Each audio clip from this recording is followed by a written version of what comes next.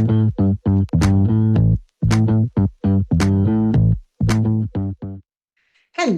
Cheryl. Here, the No Sugar Coach. Today is day 36 of my carnivore experiment.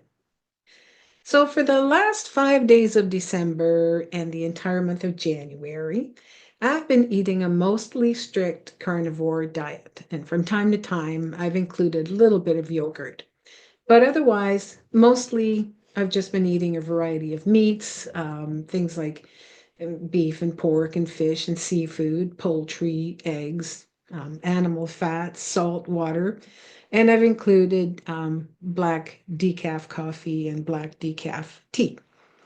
And I've been reporting in daily, by way of my YouTube videos, and I appreciate the support and the feedback you've given me. It's been a real boost, so thank you very much for that. I love getting your messages.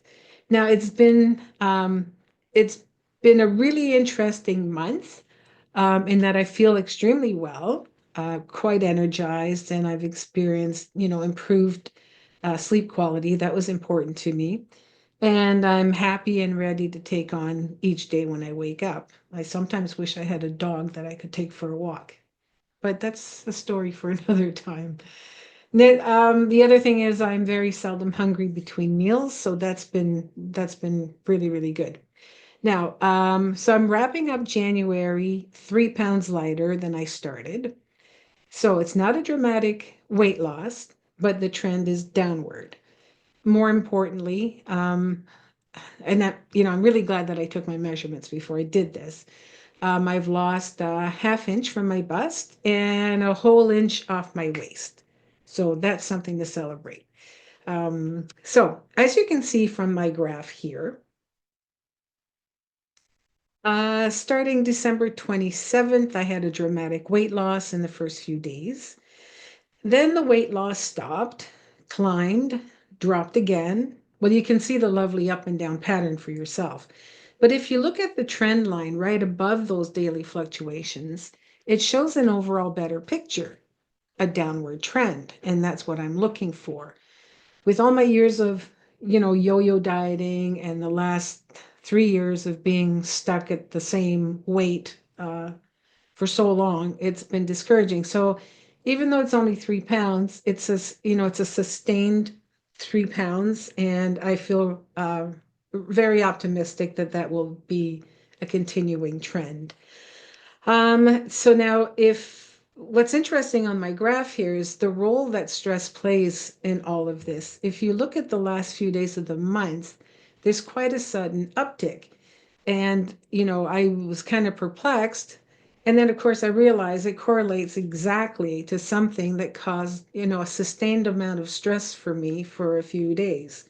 Nothing earth-shattering, but enough to make you feel a little, off balance. So even though I didn't make any changes to my way of eating, my weight shot up. And that's just because of a stressful few days. So this is another example of why you can't just trust the scales. So take your measurements. That's more important. Okay, so let's put the chart away.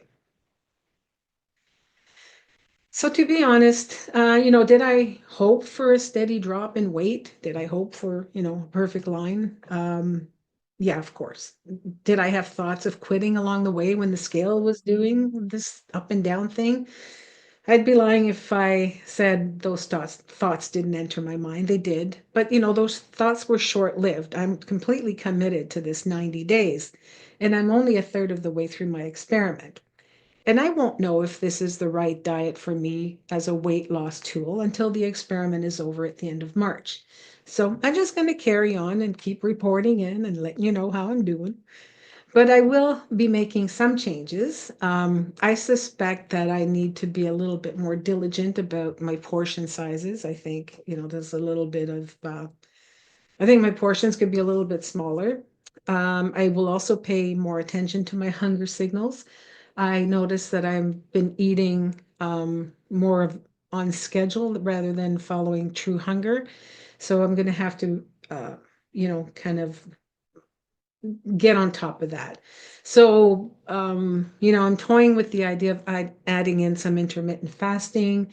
two meals a day. And the reason for that is not because I want to deny myself anything. It's more, when I look at my journal, I'm really not that hungry at supper time. So I think if I was to have a big lunch around 3 o'clock, that would sustain me until the next day. And I was thinking of having my first meal at around, 8, 9 o'clock in the morning. So if I do breakfast around 8 or 9, and then my last meal around 3 o'clock, I think that might work for me. So, I'll keep you posted.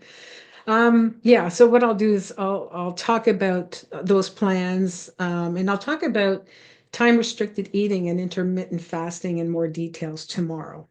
So that's it for me today. I'm happy with my progress so far. And I'll see you tomorrow. So bye for now.